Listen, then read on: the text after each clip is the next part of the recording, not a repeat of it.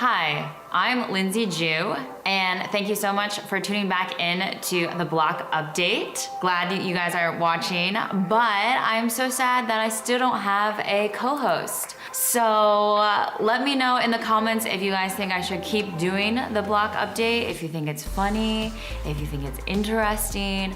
Otherwise, I think I'm gonna skip next week and see if I can reformulate. But because it's a lot easier for me to interact and play off of a co-host and a co-anchor than it is to just monologue it up here by myself.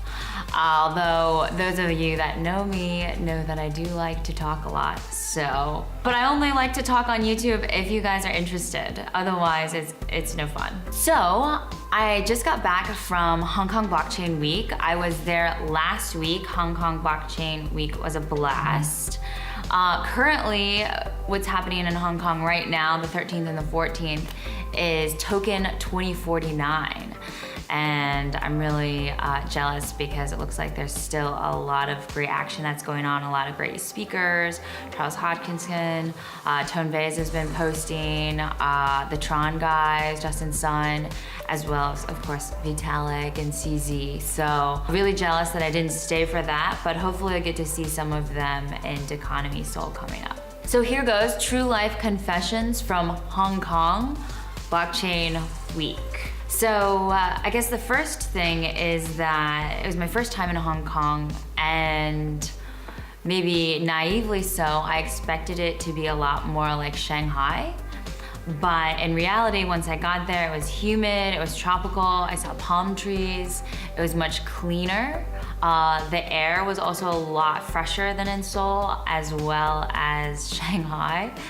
I guess attributing to that it's so much more south and right along the bay. And Hong Kong is really a bunch of islands if you take a look at the map. And so I would say that it was a lot more like Singapore than Shanghai or mainland China. And the people in Hong Kong do not like it if you call them Chinese. They will be Hong Kongers. And if you're really daring, you can call them honkies. But I wouldn't call them that. Since it felt like Singapore, it really did feel like something out of Crazy Rich Asians. It was really interesting because I went there maybe a little bit atypical. I was styled by my good friend Sandra from Maybell Frimpong. And so I had heels, which I usually don't wear, and I had a large fur jacket. And so, you know, heels, a large fur jacket, and some lipstick, you can feel like a totally different person. And I felt like I was playing a role in Crazy Rich Asians. It was really funny. Not only that, but I found myself on the 32nd floor of a high-rise right in downtown Hong Kong, interviewing some top executives and seeing brand new, beautiful corporate offices, which you can tune into CNBC Cryptotrader to check out some of that footage. I think that'll be posted by the time that this goes up on YouTube. So check that out. Producer friend Adrian produced and edited that. The interesting thing for me about Hong Kong is that I found myself really liking the juxtaposition between brand new buildings mixed in with these old apartments. I think, and when I say old apartments, it looks like they were about to fall apart. I mean, they still have this Asian touch where like people are hanging laundry outside. You can see into the windows and see that they're living essentially in a shoebox in Hong Kong, but yet it's there right next to this huge brand new glass tower. So you get this interesting mix throughout Hong Kong of the old and the new. And someone that was living in Hong Kong told me that, yeah, the Hong Kongers are very stubborn. So usually a private group will come and buy like a whole building out, but there's always a few residents that don't want to sell their apartment. So it can take a long time for a private institution to come and purchase a building before it's torn down and then a tower is put in its place. So I thought that was interesting about Hong Kong, because like one minute you're in this glass tower and the next you're eating dumplings on the 9th floor of this questionable apartment that doesn't have air conditioning. And Hong Kong is really humid, so they just have a bunch of fans going and the window open, but you just don't really know where you're gonna end up when you're traveling around and looking for good food. And also I wanna shout out, if Gareth is watching, thank you for taking us to some of the amazing places, both the corporate offices as well as really good eats, and showing us around on the nightlife. So Gareth Lai, if you're watching, thank you. So how is this all blockchain related? Well, I guess I share this story because blockchain people are just like you and I. They're real people too. It's not just crooks. It's real people that have a good time, that like fancy things, but know that if you're looking for good food, you can go to the 9th floor of a questionable building and get some really good dumplings. Don't be afraid to go in the holes in the wall throughout Hong Kong. You can be really surprised by the amazing food that they have to offer and the authenticity. Okay, so second thing I'd like to share about Hong Kong Blockchain Week was regulation. Regulation. I think partially it was the location. So Hong Kong being a financial epicenter in Asia already, with the large institutions. For example, HSBC has a huge headquarters and presence there. I don't know if it's their Asia headquarters or not, but they have a huge presence there. And there's just a lot of really large and traditional finance centers that are located in Hong Kong. There's also a lot of lawyers that do compliance and regulation for a lot of Asia that travel through Hong Kong and Singapore. Because Hong Kong used to be a British protectorate. So there are a lot of English speakers, a lot of foreigners, and it is completely different than mainland China, just in walking around in terms of being able to communicate. So that just makes for a different business mix. But it felt a lot to me like 2008 felt in the finance world. So when I was working for a financial institution in the US, back in 2008, it was the financial crisis. And so basically after 2008 and 2009, you were looking around to see who had survived after the dust settled. And what happened in 2008 is things crashed, and most people attribute that to subprime lending with mortgages and some of the shifty and questionable business practices that happened. And I mean, if you're not familiar, essentially what was happening is people were doing subprime lending, and so they were giving out these mortgages without a lot of founding, without really educating those that were getting the loans on what it meant to be getting a mortgage. And what they would be responsible for versus what the bank was responsible for. So you'd have people that thought that they were giving this huge line of credit and extra cash, and they would have maybe like 3 mortgages because they were approved for, and then all of a sudden things would collapse. And the person who had taken out the loan saw that they were responsible for much more debt than they could potentially cover. So because of that, things started to fall apart in the financial realm. It was that house of cards that took a long time to fall, in some people's opinion. But where I relate that to the crypto world is that in crypto, you know, it took this high rise, and some of it had some founding, like I believe Bitcoin, and some of it did not. And so those that did not were ICO projects that had only a white paper and a website. They had no product, they had no experienced dev team, but yet somehow they managed to raise over $30 million for maybe a 20-page paper that was written. Like, that's really what, so like imagine getting like $1 million for each page of a paper that was written, which is essentially a marketing piece. And so because of that, I attribute that to be the crash. So things rose up really fast in 2017, and then they crashed down pretty hard late last year in 2018. So it seems very similar to me, the 2008 to 2009 financial crisis, and then what's happening now, 2018, 2019 in the crypto realm. So it's interesting, you know, only the strong remain. And when you look around, you see that there's been some partnerships, some alliances, but those that are standing and here and contributing to the community have built a lot of trust. Both, I would say, from me personally, but also others in the community, because they're here for the right reasons, not just because they want to necessarily get rich quick, but because they understand some of the long-term potential in blockchain and cryptocurrency. Something that was really funny is we're talking about STOs, and STOs are essentially security tokens.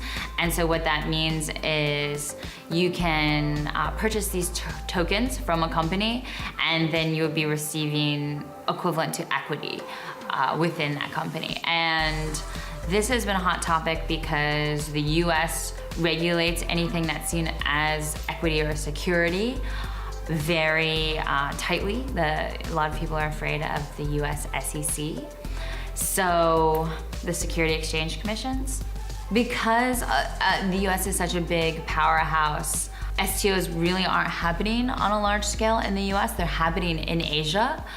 So now Asia is at the forefront of STOs regulation, pushing it through, I would say, Singapore, Hong Kong. I mean, even Korea and Tokyo seem to be much further ahead than the US in terms of allowing cryptocurrency adoption and trying to figure out ways to regulate it without making it illegal. But that also has this effect because the US is seen as having the most funding for cryptocurrency projects. So there's this gap in terms of who has the most funding and who has the best regulation.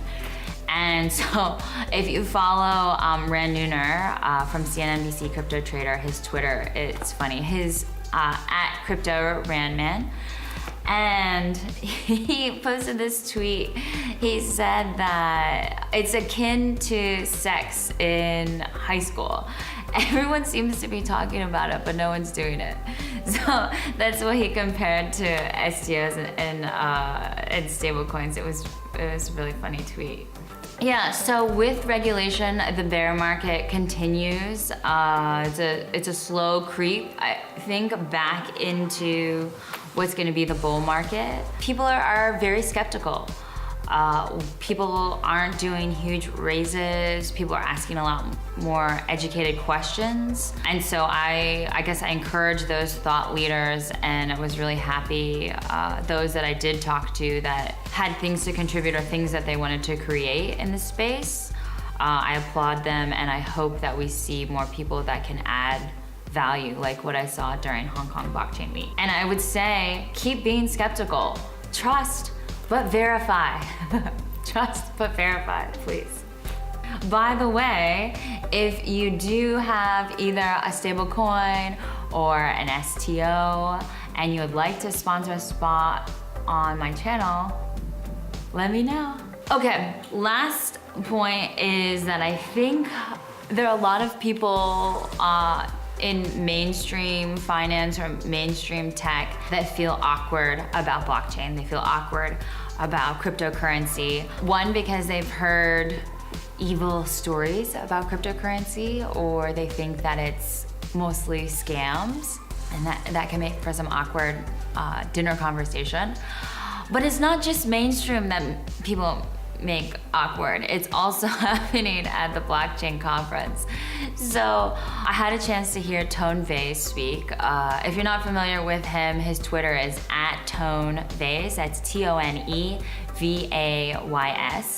And he is he's a contrarian. So it was really interesting to see him on stage at Hong Kong Blockchain Week, because he's sitting there as a Bitcoin fundamentalist, which is that Bitcoin is fundamentally sound and he will invest in Bitcoin, and everything else, any other alternative coin that's out there, which is everything that's not Bitcoin. So every altcoin, he was calling a shitcoin. And he even had this t-shirt on at the conference of this mountain of shitcoins. And so I think there's some people out there that would be really offended by that. It might have been awkward for some of the projects if they saw their token on his t-shirt. But I think that he provides a fresh perspective, and he is working on educating people in the space and facilitating a conversation. So I had a chance to talk to him one-to-one during the week, and in person, I think he's very open and wants to encourage the community. While on stage, he might appear more contrarian to some of the other thought leaders who also have very strong opinions in this space. And lastly, I had a chance to go to Women in Blockchain event. So March 8, as you may know, is International Women's Day. And blockchain is a predominantly male industry. I will be the first to tell you that. So it is maybe a little bit awkward when you have an event that has a pink logo and a pink advertisement, and you say Women in Blockchain event, and you send it out to the attendees who are mostly male. And then you have an asterisk like men welcome to. I will say there were quite a few men there. Something that I did not expect the conversation to go was talk about a rape culture, and then also to be using the word vagina in the actual meeting. I felt a little awkward about that, and I know that there were other people at the event that felt awkward about it as well. But they had some interesting points. I thought that unfortunately the venue was a bit overcrowded, and so it didn't necessarily facilitate as much conversation or momentum, I think, as it could have. And I think some of the messages of the speakers were lost due to the way that the venue was set up, and that they had, I think, a lot more people than they were expecting at the event. So it was interesting. I just circle back to saying this was an awkward moment for a lot of people during the event. Not that I'm saying that it shouldn't happen, I'm just stating my feelings on it. And I think they were running with that awkwardness, the women that were leading that event, because then at the end you were to put your business card in a fishbowl, and then they were going to draw some winners.